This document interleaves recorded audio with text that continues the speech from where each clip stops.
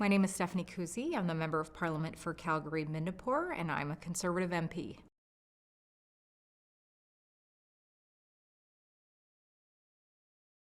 I decided to run for political office because I had grown up in my community prior to being a Member of Parliament. I was a diplomat with Global Affairs Canada, and I had a couple of incidents where I had decided that I wanted to become the message writer instead of the messenger. When I was chargé d'affaires for Canada in El Salvador, we were completing another round of what was then the C4 trade negotiations. The ambassador was out of the country, and I was told that I had to go and present the next round of trade negotiations. So I went to the secure room, got the secure facts, prepared myself, and I went to go and meet the Minister of Trade from El Salvador at the time, and she just took the documents out of my hand and said, "You tell your government we will get back to them in 2 weeks," in Spanish, of course she said this.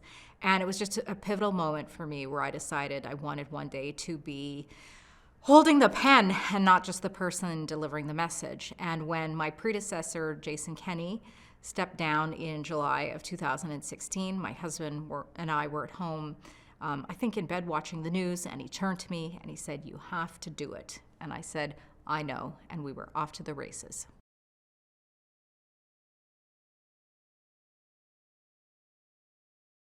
I would say my proudest accomplishment was serving as shadow minister for transport during the pandemic and acting as a voice for the aviation sector.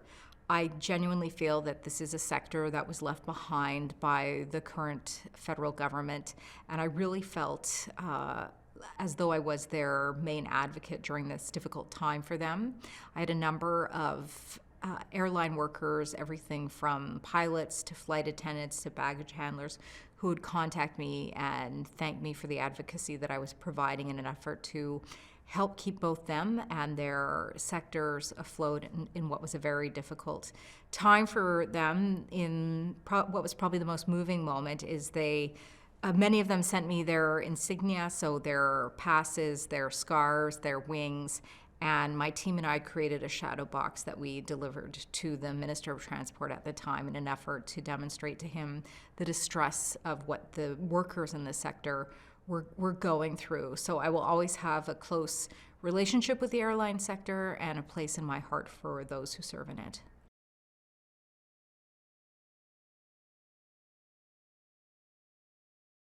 The people in my constituency motivate me to go to work every day. I'm very fortunate to have been raised in the constituency that I represent. I recognize what an incredible standard of living our community and our society has provided for the citizens that live there. And as such, I'm very interested in maintaining a community and economy that can sustain that standard of living.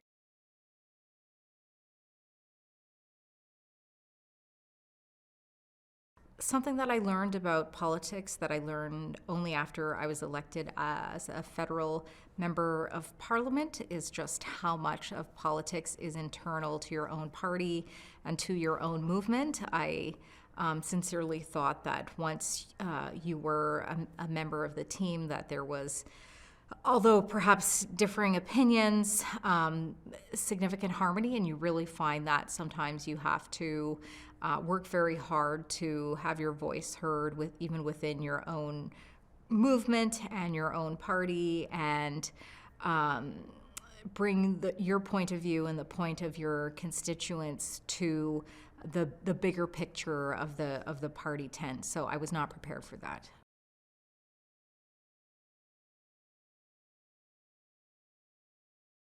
A time that I recall where I worked across party lines in an effort to achieve something significant was the passing of C-11, the disability bill.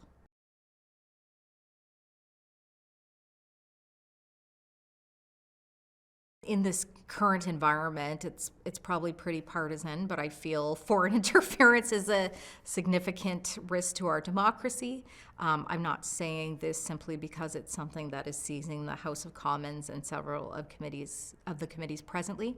This was something that I identified back in 2018 when I was Shadow Minister for Democratic Institutions. I was very concerned about it at that time. I actually put a working group together with a report that I submitted to the Leader's Office. I wasn't confident at the time that the current government was doing everything that they could in an effort to stop foreign interference, and I feel somewhat vindicated with the recent activities that my hunches and the interlocuting I did with both experts and experts and others was accurate, that there were threats, there were breaches, these did occur, and I still believe we are at risk today of having foreign interference within our electoral processes.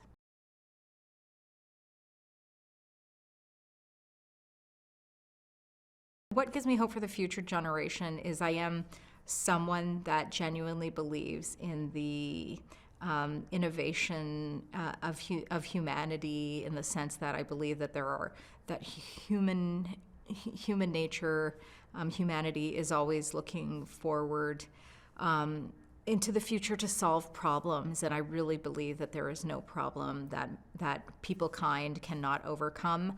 I'm a very big believer in that, just the ingenuity of the world. And then, of course, I'd have to say my son.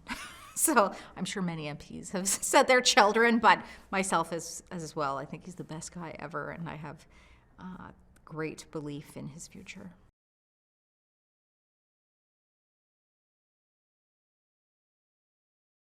That piece of advice would probably be from the Desiderata, which is, and whether or not you are aware, the universe is unfolding as it should. And it's very hard to remember this at all times because politics is filled with significant ups and significant downs.